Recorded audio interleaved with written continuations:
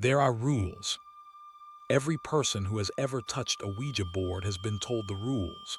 You say hello before you start. You say goodbye before you stop. You never use it alone. You never let it count down through the alphabet or the numbers. If it starts counting down, you close the session immediately. You never ask when you're going to die. You never ask for a demonstration of its power. You never, under any circumstances, end the session without saying goodbye. These are the rules. They've been passed down through sleepovers and campfire circles and late-night dormitory conversations for as long as the board has existed. Nobody knows where they came from. Nobody knows who wrote them first. They exist the way superstitions exist, in the space between belief and precaution, in the particular human logic that says, even if it's nothing, it costs nothing to be careful. The people in tonight's compilation broke the rules. Some of them broke one rule. Some of them broke several. Some of them followed every rule exactly, did everything right, and something went wrong anyway. I've been collecting Ouija accounts for 2 years. I've received more than 800 submissions. Most of them I can explain. The ideomotor effect, the power of expectation, the specific social psychology of a group of people in a darkened room working themselves into a state of suggestible fear. These explanations are real. They account for the majority of what people experience. But there is a category of account, a smaller category, maybe 1 in 50, where the explanation collapses, where the board knew something it couldn't have known, where what came through the session didn't stay in the session, where the people sitting around that board in a darkened room walked away changed in ways that years have not undone. I kept those accounts. Tonight I'm sharing 10 of them. 10 sessions that went wrong in 10 different ways. 10 sets of people who picked up the planchette, put their fingers on it, and opened a conversation they didn't know how to close. I need to say something before we begin. If you own a Ouija board, if there's one in your house right now, I want you to check that the planchette is on the board, face up, not face down. I'll explain why at the end. Let's begin. Open book chapter 1, What It Knew About Grandma.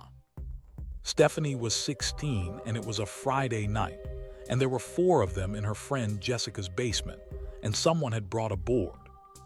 She wants me to be precise about that. Someone had brought a board. It was not her idea. She was not the initiator. She was the person at the table who said once, "I don't know if we should," and was overruled by the social momentum of 3 other 16-year-olds who had decided this was what the night was. She put her fingers on the planchette because not doing so would have made her the person who was scared, and at 16 that specific social cost is very high. They said hello. They asked the standard questions. The planchette moved in the wandering, tentative way it does when the ideomotor effect is doing the work and nobody is consciously pushing it, moving toward letters, sometimes making words, sometimes not. The board said it was talking to someone named Thomas. Thomas said he was 42. Thomas said he died in 1987. The answers were generic enough to be unverifiable. Stephanie was watching the board with mild interest and the specific alertness of a teenager who is skeptical but open and is waiting to be convinced. She was about to be convinced. Jessica asked, "Is there anyone here who knows one of us?" The planchette moved immediately, faster than it had moved for Thomas, with a surety that felt different, directional rather than wandering, moving toward specific letters without hesitation. It spelled STEPA. Stephanie's hands were on the planchette. She felt immediately the instinct to take them off. She didn't, she stayed. She said, "That's me, who are you?" The planchette spelled Margaret.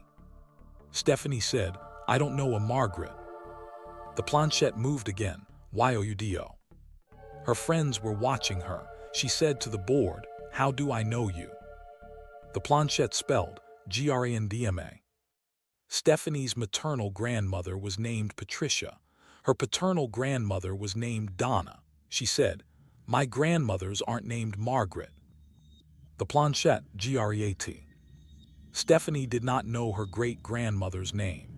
She was 16 and had never met the woman. She had died before Stephanie was born, and the question of what her great-grandmother's name was had never come up in her conscious life. She sat at the board and said, "I don't know if that's true." The planchette, ASKYOURMOM.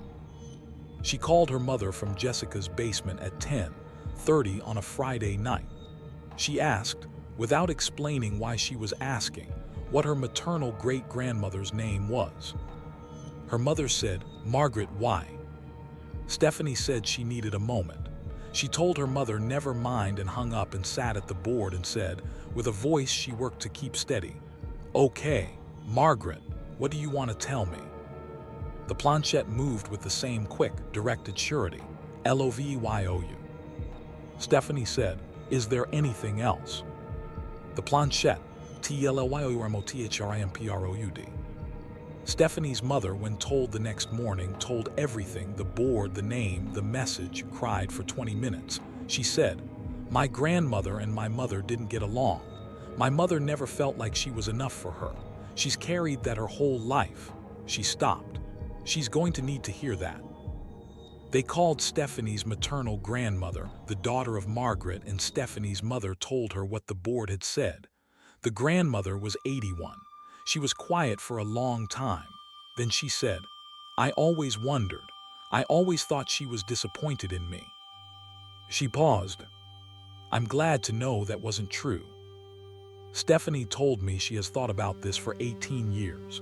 Not with fear, none of what came through that board frightened her, and she has sat with that fact longer than anything else, but with a specific, persistent weight.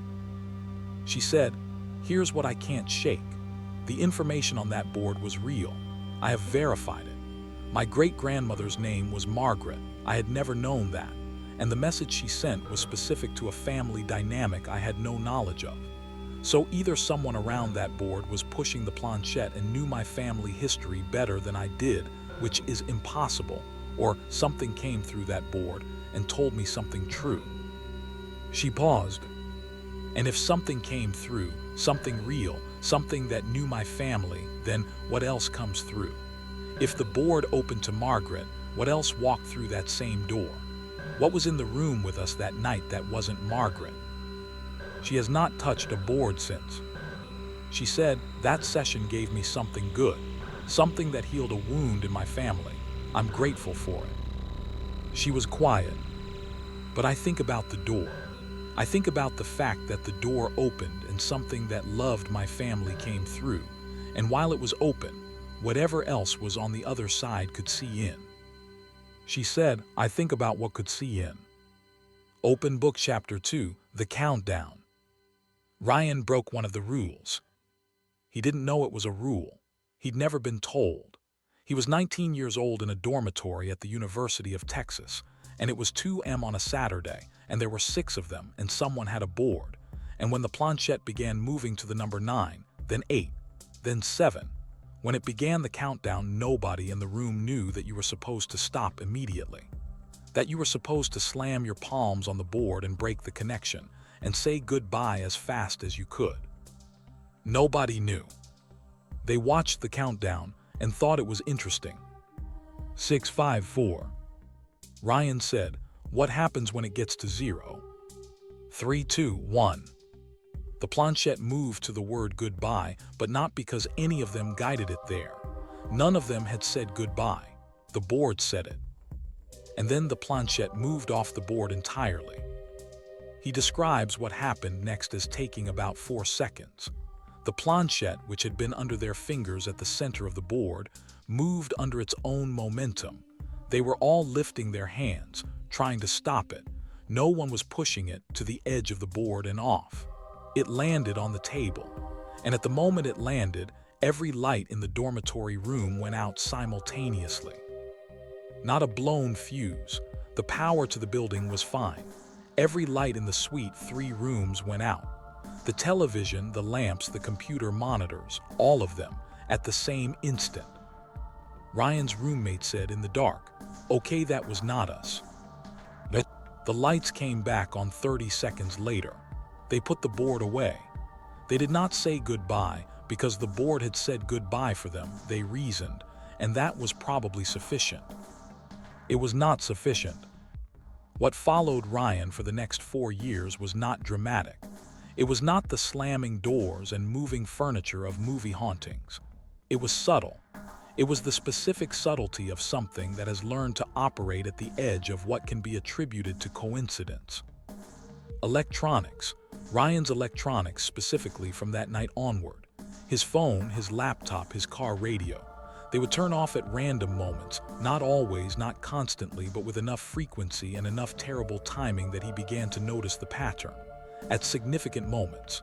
Job interview day. His alarm didn't go off. First date with someone he'd been nervous about. His phone died in his pocket despite being at full charge. The morning of his father's hospital appointment that he was supposed to drive him to. His car wouldn't start. Once each of these things resolved, once the job interview was rescheduled, the date recovered, his father driven by someone else, the specific electronics involved worked fine again. He described the feeling it produced not as fear but as interference, the sensation of something in his life that was making things harder, not endangering him, not targeting him with malice, just present in his machines in a way that expressed itself as obstruction. He consulted, in his second year of this, a woman his roommate knew who worked with what she called attachment entities. She came to his apartment, walked through it, and said, without Ryan having described anything specific to her, that there was something in the apartment that had come in through a door that hadn't been closed properly, and that it was not hostile but it was not settled, and that the unsettled quality expressed itself as interference with the electrical field, because that was the register in which it was most able to make itself felt. She performed a closing ceremony. She instructed Ryan on what to say. She was specific about saying goodbye properly in the way the session had not been properly closed. He did it. He said goodbye properly for the first time. The electronics stabilized almost immediately. 4 years of interference ended with a goodbye that should have been said at the beginning. He told me, the board said goodbye for us. That was the tell. When the board ends the session itself without you closing it, that's not the board ending the session. That's something on the other side of the session taking control of the closing, something that wanted the door left open. He paused. We thought it was interesting that the board said goodbye. We thought it was a cool thing that happened. He said it wasn't the board saying goodbye. It was something else saying goodbye to us on its way in. Open Book Chapter 3, the name it gave itself. Diana and Fran tell this story together because they experienced it together and have spent 24 years making sense of it together. And the sense they've made is specific and important. Diana was 17. Fran was 14. Their parents were out for the evening. Diana had a board she'd bought at a garage sale that summer, kept in the back of her closet, taken out occasionally with friends, but never with anything particularly interesting happening. She got it out that night, partly out of boredom, partly out of a 17-year-old sense that a board was more interesting with fewer people to dilute the atmosphere. The two of them sat on the bedroom floor with the board between them. They said hello. They asked who they were speaking with. The planchette spelled a name, not a normal name, a sequence of letters that formed something that looked like a name, that had the structure and rhythm of a name, but was not a name either of them recognized. Diana asked, "Is that a name?" The planchette, "Why, yes." She asked, "Are you a person who died?" The planchette went to no. She looked at Fran across the board. Fran looked back at her. Diana said to the board, "What are you?" The planchette began to move. It did not go to letters. It moved in a pattern, a circle wide, reaching the edges of the board, and then a figure 8, and then back to the center. It did this 3 times, the same pattern, with a precision and regularity that, both women are clear about this, was beyond what either of their hands would have produced by the ideomotor effect. The movement was too fast, too exact. Fran said, stop moving." The planchette stopped. Diana said, "What do you want?" The planchette, TOTALK. She said, "What do you want to talk about?" The planchette, YOU. Both women acknowledged that this could have been the moment to say goodbye and close the session. Diana has said many times that she knows this. She was 17 and she was scared, and she was also, at 17, the kind of person for whom fear and curiosity produced the same response. She leaned in. She said, "What about me?" What followed was a conversation that Diana documented. She started writing down the letters as they came, on a pad she grabbed from her desk, that lasted approximately 40 minutes and that she has kept in a folder for 24 years. She shared it with me. I read it. I'm not going to share its full content, because some of what it contains is specific to Diana in ways she has asked me to protect. But the structure of what it communicated was this. It knew things about Diana, personal things, not the kind of general things that seem specific in the moment, the specifics that a cold reader deploys, actual specifics, things about a situation she was in at school that she had told nobody, things about a feeling she had about her future that she had never articulated, things about a fear she had about her family that she had not even fully admitted to herself. Fran, across the board, was watching. She said to me, "I was 14 and I was watching something tell my sister the contents of her own head, things I didn't know, things I don't think she'd told anyone, and it was telling her things she hadn't told herself yet." After the 40 minutes, Diana said, "Goodbye." The planchette did not go to goodbye. It went to NOTYAT. Diana took her hands off the planchette. Fran took hers off. They looked at each other. Diana said, "We're done." She picked up the board and closed it and put the planchette in the box, and put the box on the high shelf of the closet, and closed the closet. What followed was 6 years of the name. Not a haunting, not electronics malfunctioning, not a figure in a corner. The name it had given itself. The sequence of letters that had formed something like a name. Diana would hear it, not audibly, not as a voice, as a thought that arrived with the specific quality of not being her own thought. The name arriving in her mind at random moments with the insistence of someone saying your name from across a room, at 3 a.m., during exams, during an important conversation with a professor, during a phone call with her mother, random moments throughout 6 years. The name, just the name. She saw a therapist, whom she told a version of the story that was clinical enough to be assessed as anxiety-related intrusive thoughts. The therapist was helpful for the anxiety symptoms, but did not address the source. In her mid-20s, she consulted a priest. Not her priest, she drove to a different parish, a stranger, and told him the story in full. He listened without interrupting. He said he had heard accounts like this before. He offered the sacrament of confession and then performed a brief prayer of protection and gave her specific language to use when the name arrived in her mind, specific language to say in response to it, to make clear she was not engaging with it and was not available to it. She used the language. The name's arrivals diminished. Over the following year, less frequent still. In her late 20s, she realized she had gone 6 months without the name arriving. It has not returned. She is 41. She told me, whatever it was, whatever thing came to that board and gave itself a name and talked to me for 40 minutes and then said, "Not yet." When I tried to close the session, it knew me. It had access to me in a way I cannot fully account for. It had access to my thoughts, my fears, things I hadn't thought yet. She paused. What I've made peace with is this. Whatever it was not interested in my well-being. It was interested in me. Those are different things. And for 6 years it used the fact that I'd engaged with it, that I'd given it 40 minutes of full attention as a way to maintain contact. She said, whatever those things are, whatever it was, it feeds on engagement. It gets in through the door of your attention and it stays because you keep noticing it. She said, the priest's language worked because it was the language of disengagement, of refusal, of closing the door I'd left open for 6 years by continuing to react to the name. She said, when I stopped reacting, it left. She looked at me. What is very simple and very terrible about that is that the moment I gave it attention, the moment I put my hands on that planchette and let it tell me about myself, I had already given it what it came for. Open Book Chapter 4, the date it got right. You're not supposed to ask when you're going to die. Every set of rules for Ouija board use that has ever been written or spoken includes this prohibition. You don't ask. You don't want to know. And practically, the prohibition is sound.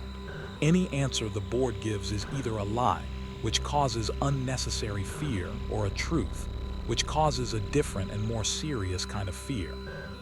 Marcus asked. He was 23.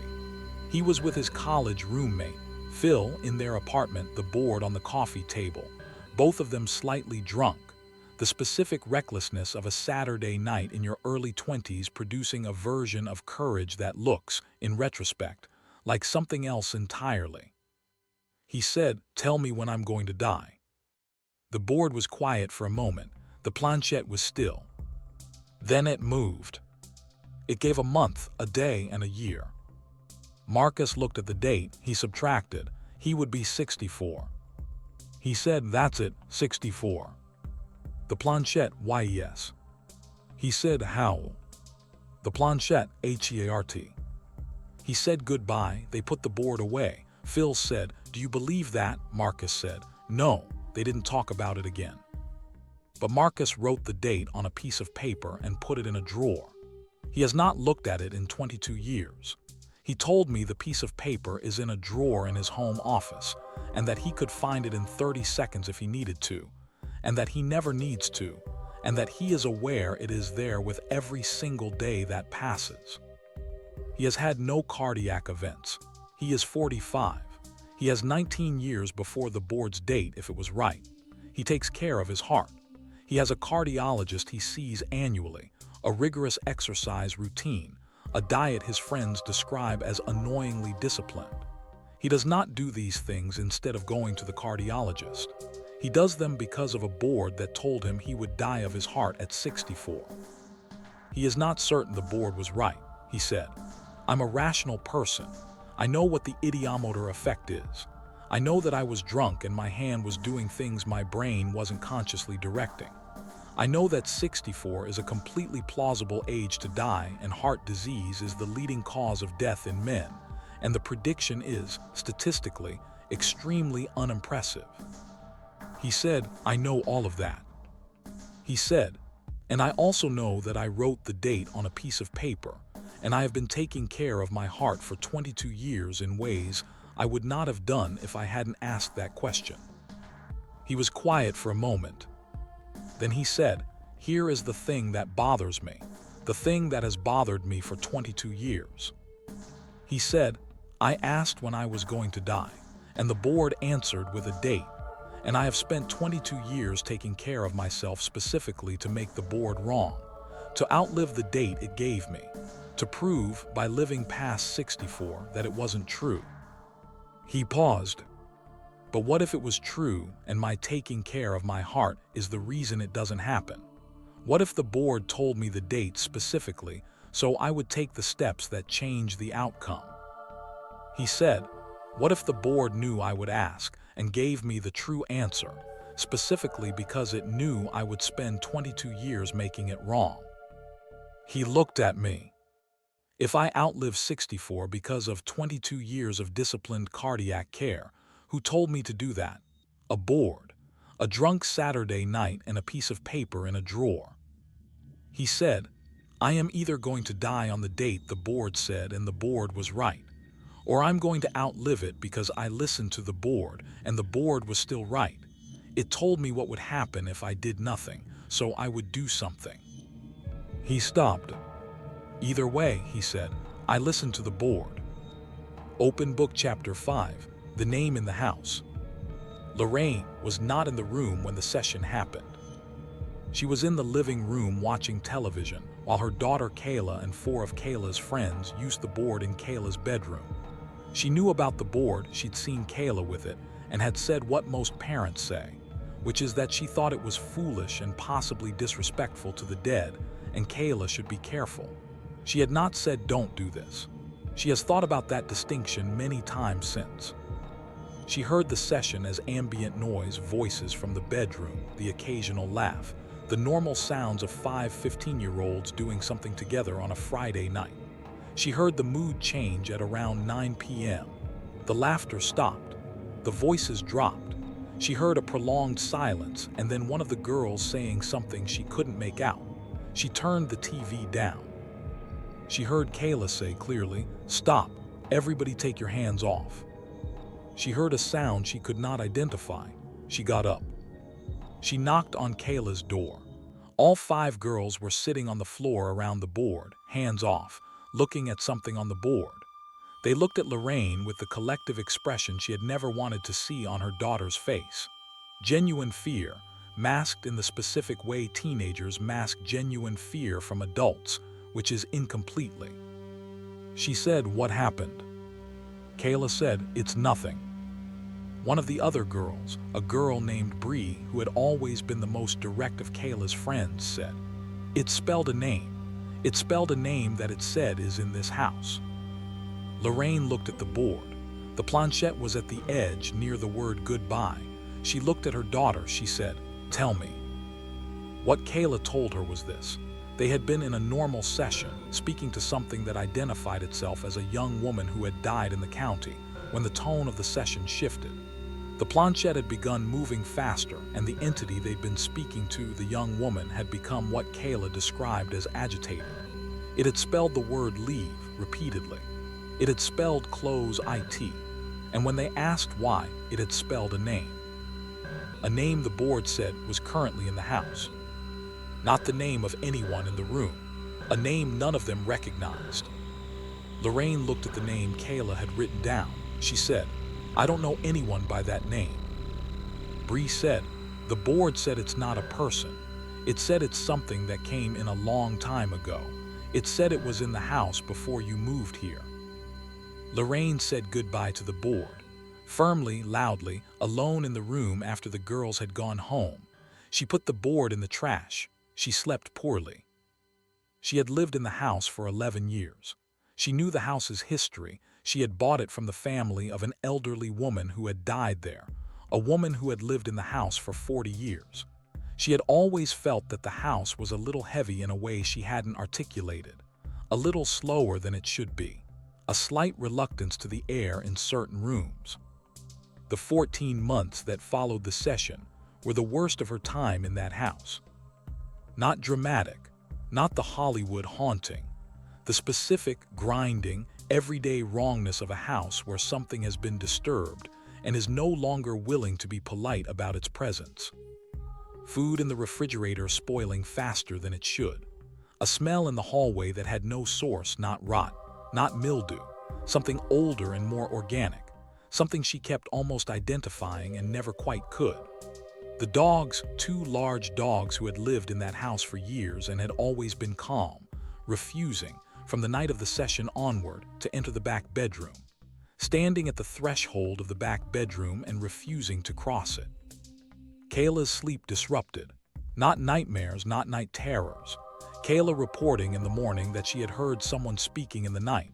Not words, just the cadence of speech from somewhere in the house for periods of 15 or 20 minutes, then silence. Lorraine found, 2 months after the session, something in the back bedroom that she had not put there. Under the floorboard that had been loose since they moved in, she'd always meant to have it fixed and never had under that floorboard, a collection of small objects, wrapped in cloth so old it fell apart when she touched it. Inside the cloth, 3 small items that she describes carefully: a lock of hair bound with thread, a piece of paper with writing on it that was too faded to read, and a small figure, crude, handmade from what appeared to be wax in the rough shape of a person. She called her sister. Her sister called a friend who knew a pastor who worked with what he called spiritual disturbance in homes. The pastor came. He saw the objects. He performed a house blessing that Lorraine describes as lengthy, and that she could hear from the living room as involving a significant amount of prayer at high volume in the back bedroom. He told Lorraine afterward that the objects under the floorboard were what practitioners in the old folk tradition of the region called a trick, a set of objects placed deliberately in a home to bind a spirit or entity to that location. He said whoever had placed them had been working with something that they had, by the act of binding, trapped in the house.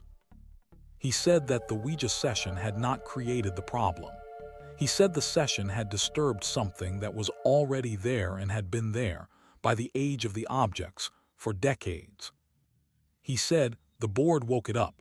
Whatever it was, it had been quiet, bound, settled, not active. The session disturbed it and it has been active since. The objects were removed and destroyed by the pastor, according to a specific process he did not detail for Lorraine. The house was blessed. The back bedroom smell dissipated within a week. The dogs crossed the threshold of the back bedroom for the first time in 14 months within 2 weeks.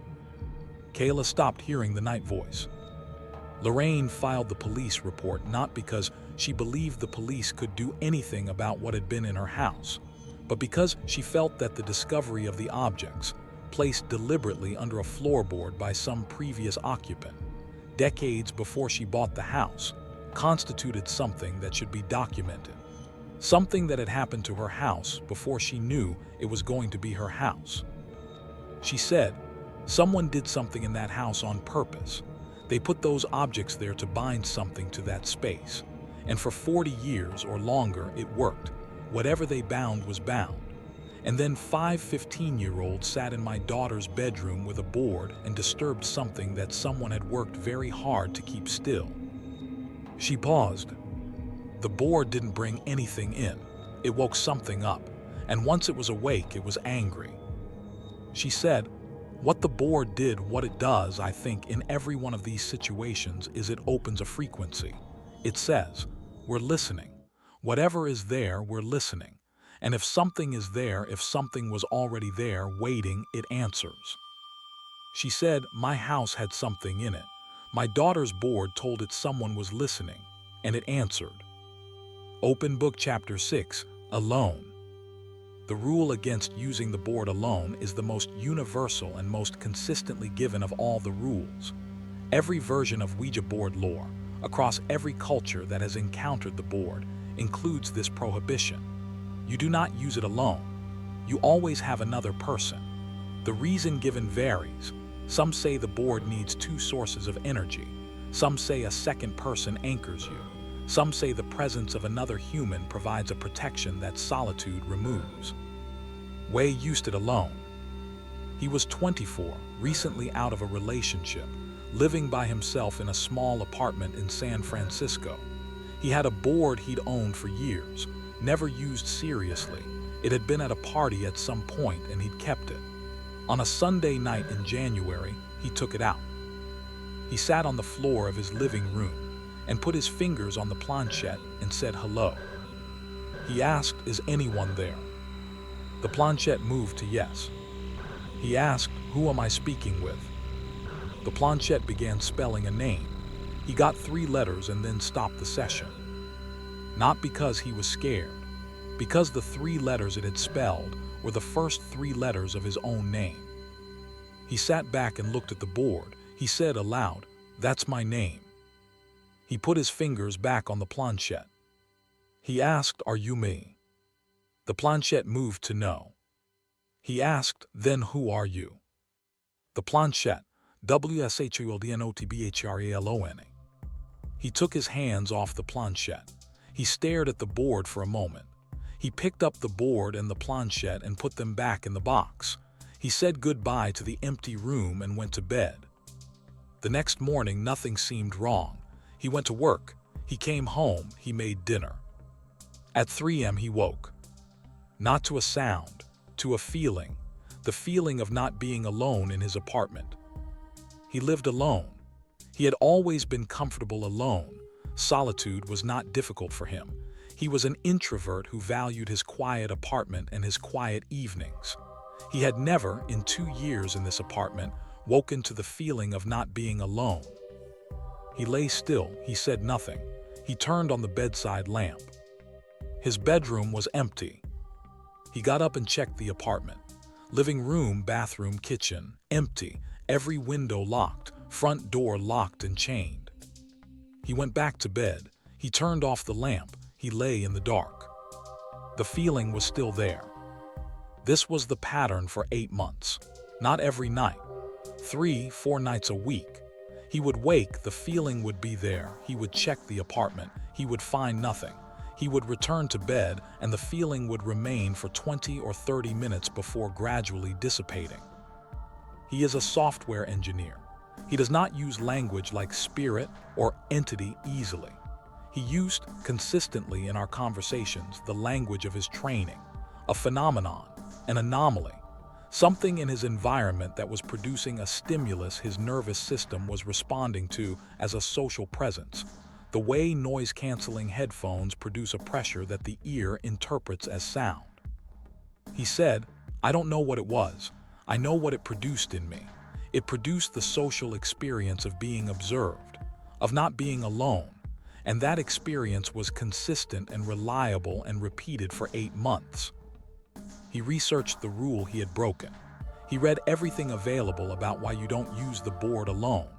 He found a recurring explanation in the practitioner literature that he found, despite himself, the most internally consistent, that a second person serves as an anchor for the session's energy, a way of keeping what is open during the session bound to the collaborative space between two people, rather than to the individual who sits alone. Without the second person, whatever comes through the board has access to a single point of contact, unshared, unmediated. In ways framing as a software engineer, no second process running to distribute the load. Everything goes to one instance. And one instance, running something it wasn't designed to handle alone, doesn't close cleanly. He moved apartments in September of that year, not because of the feeling, he said, but for unrelated reasons. The feeling did not follow him to the new apartment. It stopped the night he left the old one. He said, "Whatever was there was there. It didn't follow me, which tells me it was either in the space or it was a phenomenon my nervous system was generating that I left behind when the trigger environment changed." He paused. "I genuinely do not know which of those is true." He said, "What I know is that the board told me I shouldn't be alone with it in the first 30 seconds of the session, and I ignored that because where was the warning coming from? The thing I was asking for help wasn't the appropriate source of a warning about the thing I was asking." He paused. "Except it was. Except whatever came to that board first, before anything else arrived, before I'd had the session that would have caused the problem. It told me not to do what I was about to do." He said, "I've thought about that a lot. Something came to that board and said, 'Wei, you shouldn't be here alone.' And I put the board away and went to bed and told myself it was an interesting thing that had happened." He said, "I should have listened." Open Book Chapter 7, The Demonstration. Carolyn's husband did not believe in any of it. He was a structural engineer. He was patient and kind and loved Carolyn deeply, and was also, constitutionally, a person for whom the unseen world was not a category that had any practical application. When Carolyn talked about feeling something in their rented house, a heaviness in certain rooms, a cold that didn't correspond to the thermostat, he listened and offered rational explanations and was probably right about most of them. The night they got out the board, his idea, not hers, he said, "Let's settle this once and for all. If there's something in this house, let's ask it." He said it with the specific tone of a man offering a demonstration he expects to win. Carolyn did not want to. She said this in our conversation before she said anything else. She had not wanted to use the board. She did not believe the board was a toy. But her husband's patient, loving, rational certainty was a specific kind of pressure, and she had been trying for months to explain something she felt in the house and hadn't been able to make him feel, and the board was a way of either proving it to him or finding out she was wrong. They sat at the kitchen table. the board between them. She said hello. She asked if anyone was there. The planchette did not move. Her husband raised an eyebrow. She said, "Give it a moment." They gave it a moment. The planchette was still. He said, "Should I be more surprised?" She said to the board, "If there's anything here, I need you to show my husband. He doesn't believe. He needs to see something." She told me, "I should not have said that. I know I should not have said that. You do not ask for a demonstration. It is the one thing every tradition says you absolutely do not ask for. But I was frustrated and I wanted him to understand, and I said it." She said it to the board, "Show my husband." The planchette moved to yes. And then every light in the kitchen went out. Not a power outage, the microwave clock was still on, the stove display was still lit, the refrigerator was still running. The overhead lights in the kitchen, specifically the kitchen, went dark. 3 separate light sources all off simultaneously. Her husband was quiet for a moment. He said, "That's a coincidence." The kitchen lights came back on. He looked at Carolyn, she looked at him. He said, "Okay, that was." The cabinet above the refrigerator opened. On its own. Slowly. The magnetic latch releasing, the door swinging open. The items on the shelf inside, a cereal box, a bag of rice, a rarely used blender, began to slide forward. Carolyn said goodbye to the board loudly, clearly, immediately. She said it 3 times. She put her hands flat on the board. She said, "Session closed. Goodbye, this is closed." The cabinet door stopped moving. The items stopped sliding. The kitchen was silent. Her husband sat across from her for a long moment. He said, "Okay." He said it only once. He said it in the way of someone whose understanding of the world has just been adjusted by something it didn't request and was not prepared for, and who is going to need some time to process the adjustment. The aftermath was not electronic interference or a name in the mind or a feeling of being watched. The aftermath was specific and consistent and lasted 2 years. Every time Carolyn or her husband had an argument, not every disagreement, not every tense moment, but genuine arguments, the escalated ones where voices rose and doors were slammed, the lights in the kitchen would dim, not go out, dim, perceptibly, measurably, to approximately 70% of their normal brightness, and they would stay dimmed for the duration of the argument and return to full brightness when the argument resolved. She told me, "My husband is not a superstitious man. He is a structural engineer. He measures things for a living. He measured the light levels in the kitchen during 3 of those arguments with a phone app. 72%, 68%, 71%. He brought it back to normal. He documented the return to full brightness when we made up." She paused. He never explained it. He documented it, and he did not explain it because there was no explanation he could offer that fit. She said, "What we eventually concluded, both of us together, was that whatever we had asked to demonstrate its presence had demonstrated it. And then it stayed, not maliciously, not threatening. It just stayed in the kitchen, and it reacted to our arguments." She said, "My husband, the structural engineer who brought the board out to settle it once and for all, my husband started being more careful about arguments after that. Because whatever was in the kitchen was clearly attentive to them, and he did not want something he didn't understand paying close attention to our fights." She paused. "We moved out 2 years later when our lease ended. The kitchen lights in our new house have never dimmed." She was quiet. I don't know if that means it stayed in the Baton Rouge house or if it followed us and stopped expressing itself. I don't know. I prefer not to know.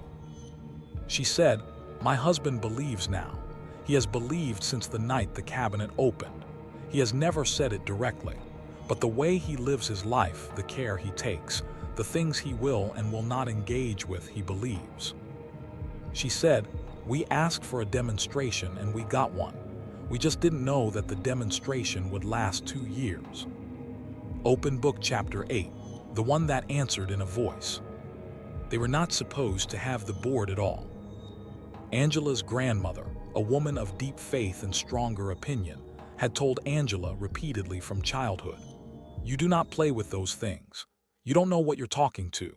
You don't know who picks up." Angela had received this instruction with the faith of a child and the skepticism of a 22-year-old, and had, at 22, in the specific rationalist confidence of youth, decided her grandmother was being dramatic. She and Dree used the board on a Friday night in October. They were 2 years into their relationship, newly living together, full of the specific happiness of people who have decided their life looks like this. The board was at a friend's apartment. They brought it home. The session was normal, wandering, tentative planchette movement, a few letters that formed partial words, nothing compelling. They were about to say goodbye and stop when the planchette moved with sudden purpose. Quickly, to LEAVENOW. Angela said, "Leave, why?" The planchette, ITISHERE. Dree said, "What's here?" The planchette moved, and then before it could spell anything, both of them heard from the bedroom, from the hallway, from somewhere behind them and close, a sound. Not the board, not the planchette, a sound from the room. A voice. Angela said she could not make out what the voice said. She described it as the sound of something speaking in a register that wasn't quite audible. Like hearing music through a wall, you can tell it's music. You can tell there's a pattern, but you can't identify the song. Present enough to be unmistakable, not clear enough to understand. Dree heard it too. Both of them took their hands off the board. Both of them stood up at the same time. Dree said loudly to the room, "Goodbye, session is closed, goodbye." Angela said goodbye 3 times. They were both saying it, overlapping to the board and to the room. The voice continued for another 10 seconds. Then it stopped. The 3 months that followed were the most difficult of their relationship. Not because anything dramatic happened in the apartment. There were no objects moving, no lights malfunctioning, no further voices. What happened was subtler and, in some ways, harder to bear. Both of them became irritable, not with each other specifically, with everything. A low-grade, persistent irritability that neither had experienced before and that both noticed in themselves and each other. Sleep difficulty, the specific exhaustion of not sleeping well for weeks. A heaviness in the apartment that Angela described as, like the air had gotten thicker, like everything required 10% more effort than it should. Dree said, "We were not ourselves, and we couldn't explain why. We'd moved in together and we'd been happy, and then we used the board and something changed. Not dramatically. Just there was something in the air of that place that wasn't good for us, that was pulling on us." Angela called her grandmother. She told her everything. The session, the leave now, the voice, the 3 months since. Her grandmother listened without interrupting. When Angela finished, her grandmother said, "Baby, why did you do that?" Angela said, I know, Grandma, what do I do?" Her grandmother said, "You tell it to go, out loud, in the name of Jesus, every room. You go to every room in that house and you tell it, in the name of Jesus, you have no authority here, you have no place here, leave this house." You say it in every room. And then you pray over your husband and yourself and you ask for protection. And you call me when you're done. Angela and Dree walked through every room of their apartment. She said the words her grandmother had given her. He said them too, following her, room by room, speaking to the thickened air of an apartment that had been difficult for 3 months. They said the words in the bedroom, in the bathroom, in the kitchen, in the living room, in the hallway where the voice had seemed to come from. Angela called her grandmother when they were done. Her grandmother prayed over the phone for 20 minutes. The air changed. Angela described it this way. Immediately, that same evening, the quality of the air in the apartment changed. The thickness was gone. The weight was gone. Whatever had been pulling on them both for 3 months was no longer pulling. They slept properly for the first time in 3 months. Dree told me, My grandmother-in-law told my wife to tell whatever was in our apartment in the name of Jesus that it had no authority and had to leave. And I, a person who was not raised in faith, a person who was skeptical of faith, watched the room change when she said it. I watched my wife walk through our apartment saying these words, and I watched the apartment respond. He paused. I have been a person of faith since that night. I want to be clear about the cause and the effect. What I witnessed in that apartment on that night is what made me a person of faith. I watched authority exercised over something that had been in my home for 3 months, and I watched it leave. That experience does not leave room for skepticism.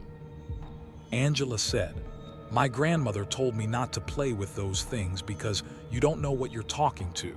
You don't know who picks up. She paused. We heard it pick up. We heard whatever picked up make a sound in our hallway, and we spent 3 months living in the weight of whatever we had picked up the phone and called. She said, grandmother was right. She's always right. I just needed to find out the hard way. Open Book Chapter 9, What She Was Trying to Reach. I want to tell you about Sandra with the care she deserves. Sandra lost her son Michael in 2016. He was 27 years old. The circumstances of his death were sudden and involved a road accident on a night he had been out with friends. Sandra was the person who identified him. She is a woman of enormous dignity who has carried the specific weight of that loss with the specific endurance of a mother who has decided, not immediately, not without cost, but finally, to still be here. She used the board 14 months after his death. She is not proud of this. She has said so multiple times, and I believe her, and I want you to hear it. She is not proud of what she did. She was a grieving mother at 54, and she made a decision in grief that she would not make now. And she is sharing this account specifically because she wants other grieving people to hear her story before they make the same decision. She used it alone. Late at night, she asked for Michael. I am not going to describe the full session. I'm going to tell you 2 things that came through, because those 2 things are the core of what Sandra has been carrying for 7 years. The first thing, the board, in response to her asking Michael how he was, gave her a phrase, a specific phrase, 3 words that Michael had said to her the last time she saw him, the morning before the accident. She had not told anyone what he said that morning. She had held it privately for 14 months because it was hers and his, and she was not ready to share it. She had not written it down. She had not spoken it aloud. The board spelled the 3 words. She stopped the session immediately. She sat on her kitchen floor and cried for an hour. She did not touch the board again that night. I asked her, when she told me this story, whether she had been pushing the planchette, whether there was any possibility she had guided it to those words. She said, I have asked myself that question for 7 years. I have applied every skeptical framework I know to it. I was not pushing the planchette consciously. I was not in a state. I was in grief. I was desperate. I was not in a state of controlled conscious operation. She paused. All of those things could produce the ideomotor effect. I know that. I know I could have spelled those words from my own unconscious knowledge of my own son. I know that. She was quiet. The second thing makes the first harder to dismiss. The second thing, she was not done with the session when she stopped it. She had said goodbye. She had the presence of mind to say goodbye before she sat on the floor and cried. But she had not asked the question she had intended to ask. She had intended to ask if Michael knew she loved him. She never asked because the 3 words arrived and she closed the session. 2 days later, her phone showed a notification from an app she hadn't opened in over a year. A music app. A playlist called, she showed me the screenshot, a playlist called Mom that Michael had made for her. She had known the playlist existed. She had not been able to bring herself to play it in 14 months. The notification said the playlist had been played by someone at 3:14 a.m. 2 days after her session. She had not played it. Her phone was on the charger on her nightstand. She had been asleep. She played the playlist. It was 7 songs. The seventh song, the last one, was a song she did not recognize. It was not a song she would have known. It was a gospel song old from before her time. The chorus of the song was, "I know you love me. Rest now, mama, rest." Sandra told me this with the composure of a woman who has wept everything she can weep about this and has arrived on the other side of the weeping at something else. Something that is not peace exactly, but is adjacent to it. She said, "I cannot verify the playlist. I cannot prove Michael opened that app. I cannot explain how a playlist on a locked phone was played while I was asleep. I can only tell you what happened." She said, "The board gave me the 3 words, and 2 days later, a song played that answered the question I hadn't asked." She said, "I don't know if that was Michael. I don't know if what came to the board was Michael or something pretending to be Michael or my own grief generating the experience I needed most. I genuinely do not know." She said, "What I know is that I was a mother trying to reach her son and something reached back, and it told me in the words he used that last morning that it knew who I was. And then 2 days later a song played that said, 'I know you love me. Rest.'" She looked at me. Her eyes were completely steady. "I regret using the board. I regret it because I cannot know what I opened, what came through, what the session disturbed or contacted or created. I regret the not knowing. The fact that I cannot be certain it was Michael, that is what I carry." She said, "The relief of those words and that song has lasted 7 years. The uncertainty of where they came from has lasted 7 years. I hold both of those things every day." She said, "If you are a grieving person and you are considering using a board to reach someone you have lost, I am not going to tell you that it won't work. I am not going to tell you that nothing will come through." She paused. "I am going to tell you that you cannot know what comes through. You cannot know if it is the person you love or something that wears the shape of the person you love, because that is what you most need to see." She said, "And if you cannot tell the difference, if you receive something true and something comforting, and you cannot tell if it is your person or something else, you will carry that uncertainty forever." She looked at her hands. "The comfort and the doubt together every day. That is what the board gives you. Ask yourself if you can carry that." Open Book Chapter 10, The Planchette. I told you at the beginning to check your planchette. I told you I'd explain why at the end. The final account in tonight's compilation is not from one person. It is from three separate people who submitted their accounts independently, who do not know each other, who live in 3 different states, and who experienced a version of the same thing that I have been trying for 6 months to find another explanation for. All 3 of them owned boards. All 3 of them had used the board at some point in their lives, different sessions, different outcomes, different levels of experience. All 3 of them had, at some point after their last session, stored the board with the planchette face down on the board. The rule about the planchette, the one that is stated least often, the one that most people don't know, is this: the planchette should rest face up off the board when the board is not in use. Face up and off the board, so the window of the planchette, the clear circle at the center of the piece, used to read the letters during a session, is pointing at the ceiling. Closed in practical terms. Not aimed at the board, not aimed at the letters. Face down on the board means the window is aimed at the letters. It means the planchette is in reading position. It means, in the logic of the board, that the session is open, that the board is listening, even when nobody is asking. The first of the 3 submitted their account from Oregon. She had stored her board in a closet, planchette face down on the board, for 11 years. She had used the board twice in college, experienced nothing notable, and stored it and not thought about it again. She found it when she was cleaning out the closet 11 years later. She opened the box. The planchette was face down on the board. She told me, "I picked up the planchette and turned it over, and the moment I did, the moment I flipped it from face down to face up, I felt the room change. Not dramatically. A shift. A quality of the air that I can only describe as something that had been present is now no longer present, like a frequency turning off. She said, whatever had been listening through the face-down planchette for 11 years, when I flipped it over, it stopped. The second is from Tennessee. He had stored his board similarly face down in a box under his bed for 8 years. His account of the 8 years is one of the most coherent descriptions of low-level, persistent atmospheric wrongness I have received. Nothing dramatic. A heaviness in his bedroom. Difficulty sleeping that had begun, now that he looked back, approximately when he stored the board.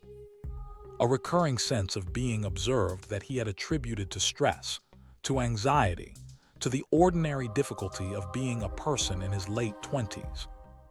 He found the board while reorganizing his room. He recognized immediately that the planchette was face down.